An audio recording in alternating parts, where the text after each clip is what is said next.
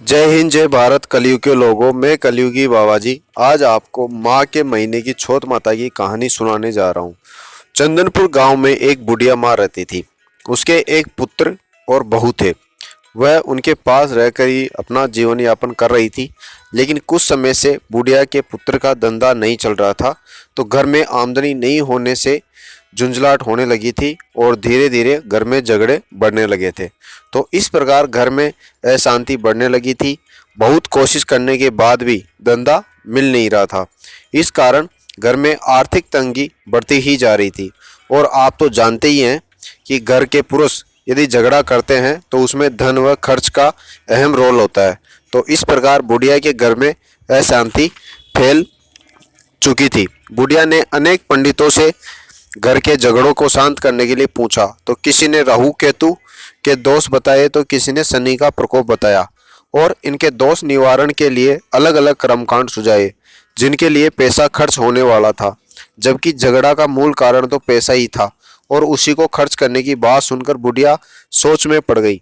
और क्योंकि धन होता तो उसके कर्जा चुकाकर झगड़े शांत कर सकती थी, तो पैसे की बात सुनकर बुढ़िया वापस आ गई। तभी रास्ते में गांव की महिलाओं से माघ के महीने की छठ व्रत करते हुए और छठ गणेश की पूजा करते हुए महिलाओं को देखा। तो उनसे पूछा कि ये तुम किसकी पूजा कर रहे हो।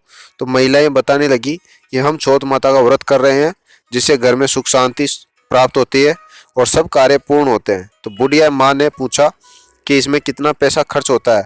तो महिलाओं ने बताया कि इसमें कोई धन खर्च नहीं होता, बल्कि घर में ही उपलब्ध रोली मोली धूप से माता जी की पूजा करनी होती है और तिलकुट्टा का भोग लगाना होता है, जो यदि घर में भी नहीं हो तो आस पड़ोस में आसानी से मिल जाता है।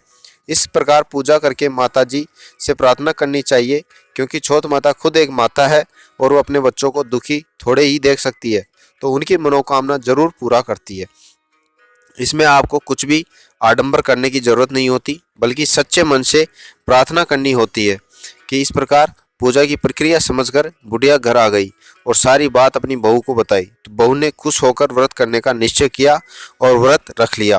फिर शाम के समय बताए विधि विधान से पूजा की और चांद को अर्घ देकर भोजन किया।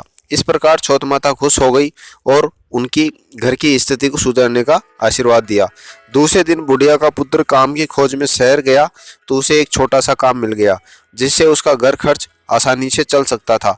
तो वह खुश होकर शाम को घर लौट रहा था, तो जंगल में उसे एक गाय दिखाई दी जो बच्चे को जन्म दे रही थी। तो उसने चारों ओर देखा, तो उसमें उसका कोई रखवाला उसे दिखाई नहीं दिया और शाम भी होने वाली थी। तो जंगली जानवरों के डर से उसने गाय और उसकी बच्चिया को, जो अभी पैदा हुई थी, अपने घर ले आया।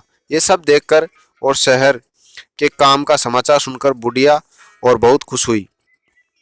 तो सारे परिवार ने मिलकर छठ माता का धन्यवाद दिया और आगे भी व्रत करने का संकल्प लिया। फिर बुढ़िया का पुत्र रोजाना शहर जाता और काम करके घर आ जाता। फिर धीरे धीरे वह गाय का दूध भी शहर ले जाने लगा, जिससे घर में आमदनी बढ़ गई और घर सब तरह से खुशहाल हो गया। इस प्रकार छठ माता ने बुढ़िया के घर से के सारे संकट हर लिए, इसीलिए इसे संकट चतुर्थी व्रत कहते हैं। छठ माता उन सब परिवारों के संकट हर लेती है जो सच्चे मन और बिना कपट का भाव रखे माता से प्रार्थना और व्रत रखते हैं। और यदि आप मन में कपट रखकर या फिर दिखावा करने के लिए व्रत करते हैं, तो उन्हें इस व्रत का कोई अच्छा फल नहीं मिलता। इसलिए कृपया आप सभी ध्यान रखें। बोलो छठ माता की जय।